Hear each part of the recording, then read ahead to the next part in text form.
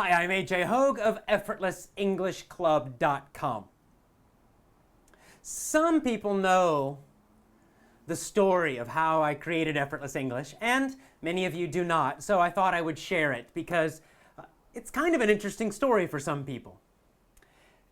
Now, I could go very far back in my history, back to my very first job teaching English. That's not quite as interesting. But the interesting part begins when I was living in the United States, living in Georgia. I had already been an English teacher for a while. But I was frustrated. I was tired of teaching in schools and not having freedom. Because when I was teaching in schools, the bosses, the administrators, they're always pushing me to teach in the old way. Use a textbook. Just focus on grammar only. And I already knew that didn't work, and I wanted to try new things. But I needed more freedom. Well, I found this job in Georgia, the United States. But it was only a part-time job, only a few hours per week. But I could teach freely. The nice thing was it was teaching immigrants at night, so mostly people from South America and Mexico. And I could teach any way I wanted to. The problem was that the pay was very, very low. Only a few hours per week, not much money. Not enough money, in fact, to pay rent.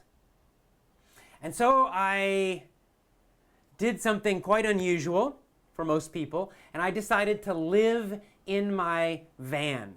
A van is a large car.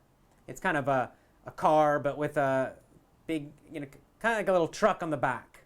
Kind of like a pickup truck, but it's closed, a van. So I built and created a little tiny bed inside the van.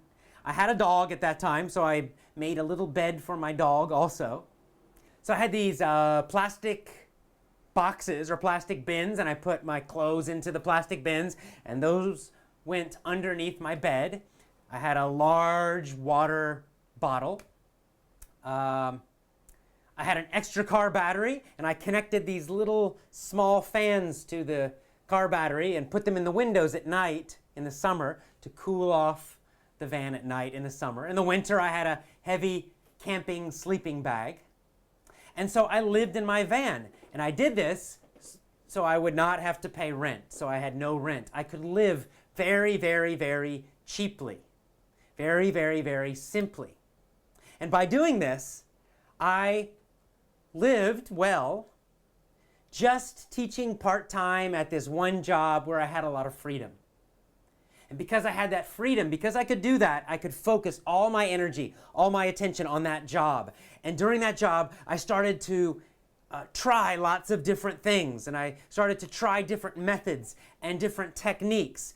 And this is probably the first time in my teaching career where I had the chance to really experiment, to really test new things. And because of this, I grew. I started to improve as a teacher. I got more creative. And this was the very beginning, the very start of Effortless English beginning to be born. Now, of course, at that time, I had no thought about starting my own business.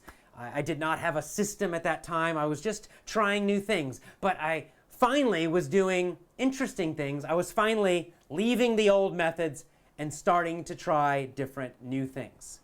After that job, eventually, I went back to graduate school and started learning more about different ways of learning. More importantly, I moved to Thailand and to Japan and kept experimenting, kept learning, and eventually Effortless English was started many years later. So what is the point of all this? Yes, it's an interesting story. For 1 year, I lived in my van. I lived in a car for a year so that I could have simplicity and freedom. And this is the point for you, for anybody.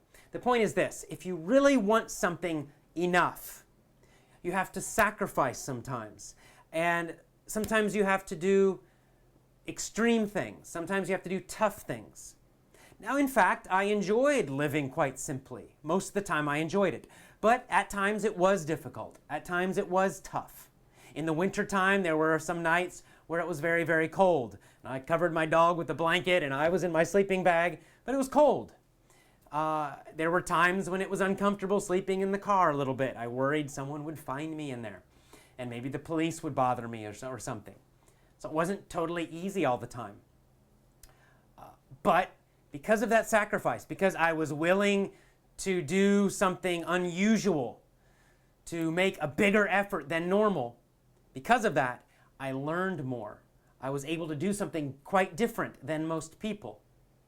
And when I look back now, I realize that experience eventually brought me to where I am now, with my own business, with my own system, and with total freedom in my life and in my teaching.